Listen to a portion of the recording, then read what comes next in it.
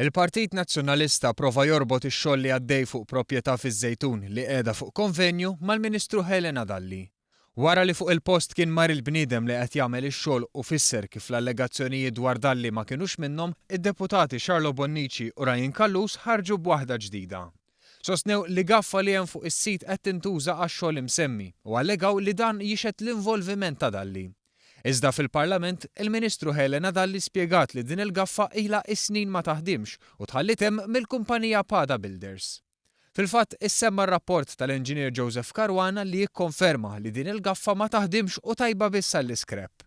Fil-waqt li sostniet li l-proprjetà qiegħda fuq konvenju reġistrat skont il-liġi magħmul bejn Pada Builders Limited u x-Xerrej, il-Ministru qalet li la għandha sem u lanqas hija direttur fil-kumpanija. Minħabba fek ma tistax tindaħal fit tħaddim ta' din l-istess kumpanija u reġgħet tenniet li ma kienx li batet ħaddiema f'din il-proprjetà. Dan li staqsiet min se jkun li jerfa' r-responsabbilta politika għal dan it-tawwiġ tal-fatti fil-konfront tagħha biex ikunu mħammġa u l-Gvern.